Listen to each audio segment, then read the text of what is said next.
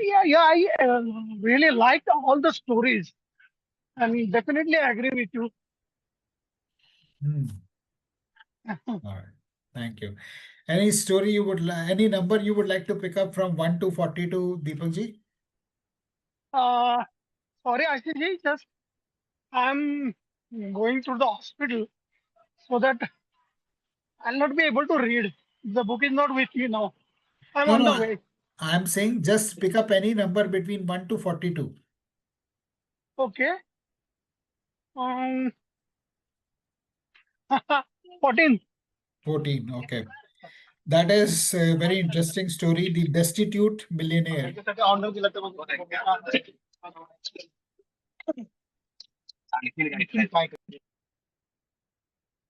The title of the story is The Destitute Millionaire. And the two quotes that are there at the start is, in the middle of difficulty lies opportunity, Albert Einstein. The only way to find true happiness is to risk being completely cut open. Chuck Palahniuk. The evening was getting dark and heavy with a silence broken only by the distant sound of rushing water. A lone man stood on the edge of an ancient bridge, looking down at the swirling river below. His heart, once brimming with ambition and pride, was now a hollow shell consumed by the cold grip of despair. His name was Rajan, a man who had once been at the pinnacle of success, now found himself teetering on the edge of oblivion. Rajan's mind was a storm of anguish and sorrow, replaying the cruel twists of fate that had brought him to this moment. He had once been a thriving businessman with a flourishing enterprise and a partner he trusted more than his own blood. But that trust had been a mirage, shattered by betrayal. His brother, whom he had considered a brother, had swindled him out of everything, leaving him bankrupt and broken. As if this devastation wasn't enough, his wife, whom he adored beyond words, had abandoned him, leaving him feeling utterly cheated and alone. Now, as he stood on that bridge, Rajan felt nothing but the cold emptiness of abandonment. The world had turned his back on him, and he saw no reason to continue the fight. With a deep breath, he prepared to let go, to surrender to the dark waters below that promised an end to his suffering. But just as he was about to step forward, a gentle voice broke through his thoughts. What troubles you, my son? Startled, Rajan turned to see a Swami draped in flowing saffron robes, standing a short distance away. His presence was serene, his eyes radiating a calm that seemed to cut through the chaos in Rajan's heart. The Swami approached slowly, his expression filled with compassion and concern. Why are you standing here on the edge of this bridge with such sorrow in your eyes? He asked softly. Rajan hesitated, the weight of his despair heavy on his tongue, but something in the Swami's presence compelled him to speak. In a voice choked with emotion, he poured out his tale of woe. How he had been ruthlessly cheated by his business partner, how his beloved wife had left him in the wake of his financial ruin, and how he found himself destitute, hungry, and utterly hopeless. He spoke of the crushing sense of worthlessness that had driven him to this desperate act. The Swami listened with patience, his eyes never leaving Rajan's. When Rajan had finished, he placed a gentle hand on his shoulder and said, "My son, your pain is deep, but it is not the end of your journey. Come with me to my ashram. There you will find a place to rest, food to fill your belly, and time to heal your heart." For a moment, Rajan hesitated, but the warmth in Swami's voice stirred something within him, something he had not felt in a long time, a flicker of hope. After a long pause, he nodded and allowed the Swami to guide him away from the edge of the bridge. As they walked towards the ashram, the Swami spoke again. But before we go any further, there is something I must ask of you. You see, in the ashram, you will not need to work, only rest. So you won't need your legs. Would you give them to me? I will give you rupees 20 lakhs in exchange. Rajan stopped in his tracks, staring at the Swami in shock. My legs? Why would you ask for such a thing? The Swami's gaze remained calm. You said you have nothing left, that your life is worthless. Yet here I am, offering you a substantial sum for just your legs. Would you not consider it? Rajan shook his head vehemently. No, I can't give up my legs. How would I move? The Swami nodded thoughtfully. I see. Then perhaps you could give me your kidney. I will give you rupees 30 lakhs for one. Again Rajan refused, this time with anger rising in his voice. Are you crazy?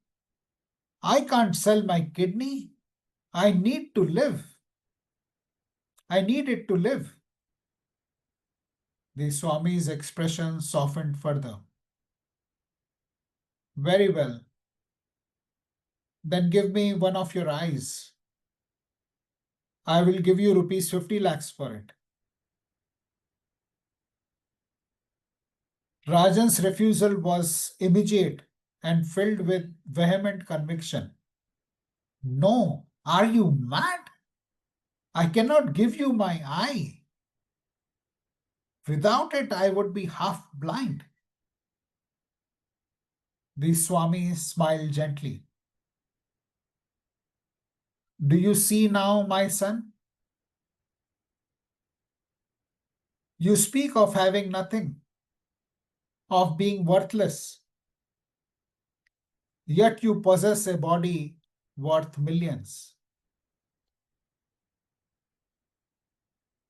You have legs that carry you, kidney, kidneys that sustain you, and eyes that allow you to see this beautiful world. Yet you consider your life impoverished. Your life is far more valuable than you realize. As the weight of the Swami's words sank in, Rajan felt a wave of shame wash over him. How could he have been so blind to the gifts he still had, so lost in his despair that he had failed to see the value of his own life? Tears welled up, but they were not tears of sorrow. They were tears of awakening, of renewed hope.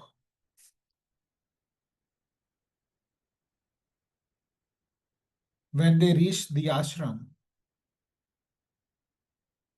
the Swamiji provided him with a warm bath, a hearty meal, and a place to rest. As Rajan lay down that night, he felt something he hadn't felt in a long time, a sense of peace. He knew his journey to rebuild his life would be long, but for the first time, he felt ready to take that first step. With these thoughts, Rajan found a renewed purpose, ready to embrace the life he had once thought he had lost.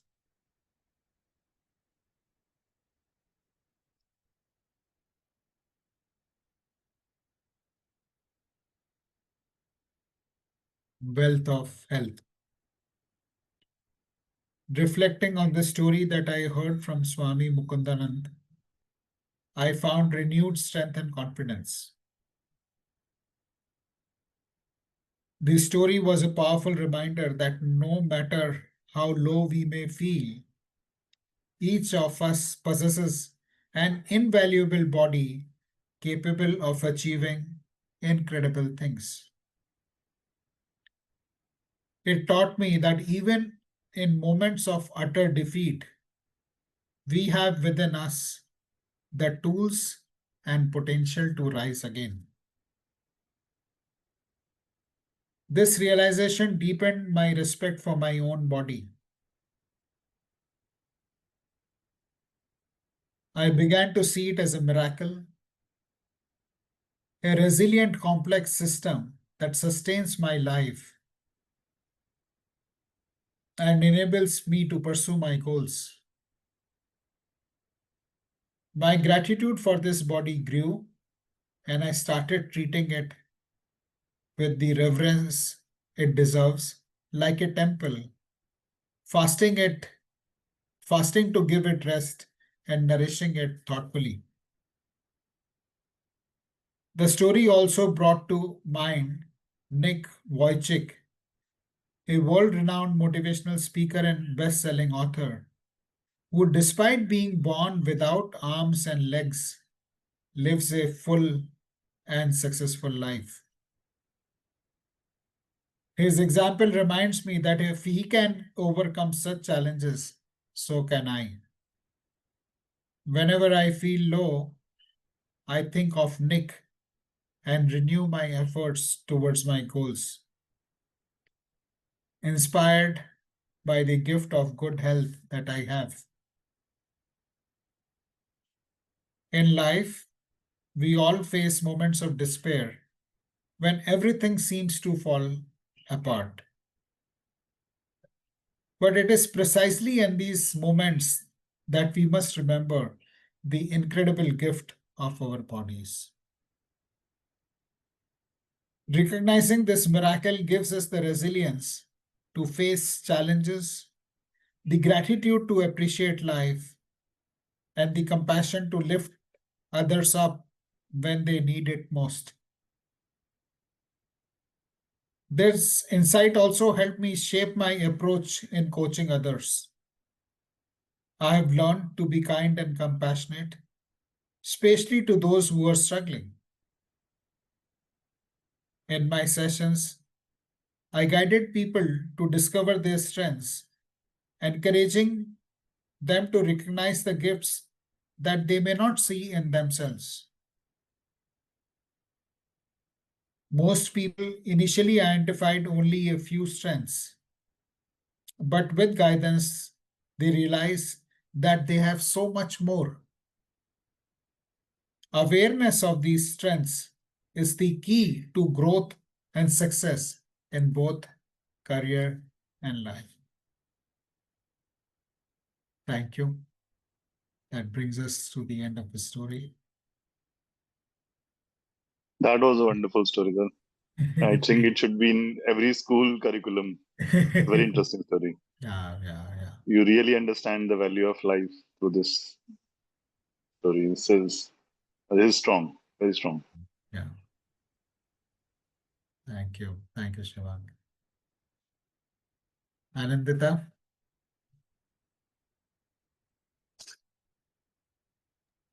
Yes, sir. I completely agree with Shivang. They should apply that in schools, like for children's books. So it would be a great lesson for them to, learn and understand, and also, grateful towards the life. Thank you. Rakesh, are you there?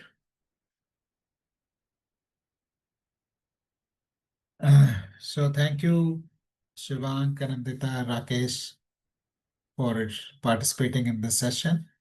Thank you, sir. Thank you, Ji. Thank you. so much, sir. Thank you. In case you haven't got your book already, this is the book Beyond Limits, Stories That Inspire, and it's available on Amazon.